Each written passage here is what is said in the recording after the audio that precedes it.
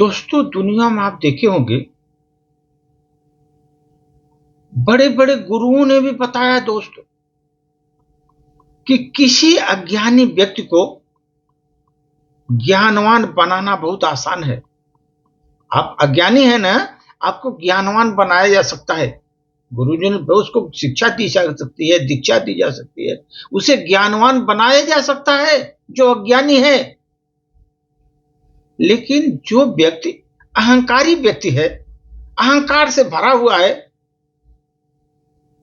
उसको ज्ञानवान बनाना बहुत मुश्किल होता है दोस्तों, बहुत मुश्किल होता है उसको ज्ञानवान बनाना। जो अपने अज्ञान को ही अपना ज्ञान समझ बैठा हो, जिस अपने अज्ञान को जिसने ज्ञान समझ कर बैठा हो दोस्त। एक छोटी सी प्रस्तुति, उस पर कहानी। एक बार एक राजा को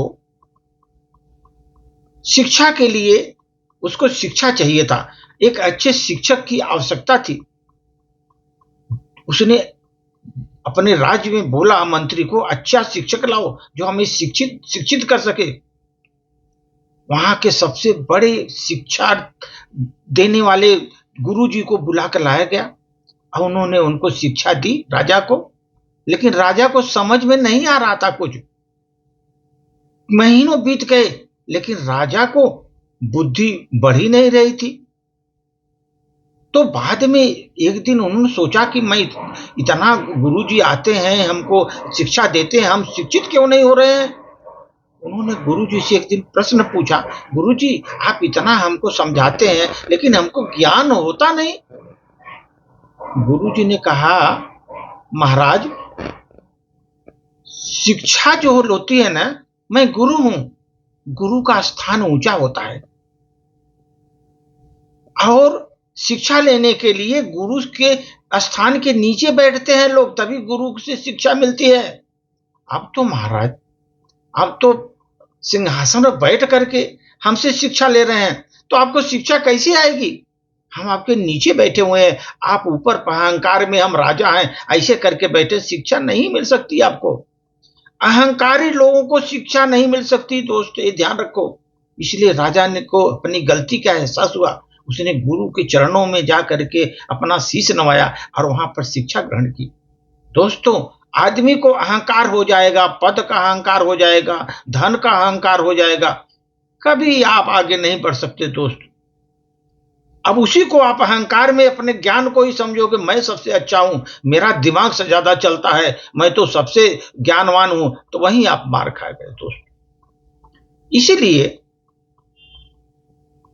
अगर किसी का करना हो तो दिल से प्रशंसा करो। आप अगर प्रशंसा कर रहे हो ना, दिल से प्रशंसा करो। कहीं आप हस्तक्षेप कर रहे हो ना, कहीं भी कोई भी प्रॉब्लम पर हस्तक्षेप कर रहे हो ना, तो हस्तक्षेप सिर्फ दिमाग से करो।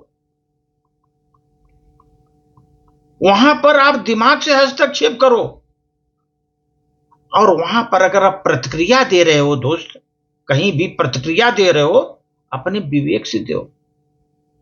लेकिन जनरली क्या होता है दोस्त, लोग हस्तक्षेप दिल से करते हैं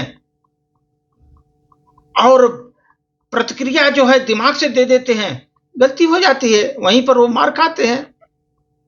कभी प्रशंसा करना है तो दिल से करो, हस्तक्षेप कहीं करना है तो दिमाग से करो, और प्रतिक्रिया देनी है आपको कहीं भी तो अपने विवेक से दो प्रतिक्रिया।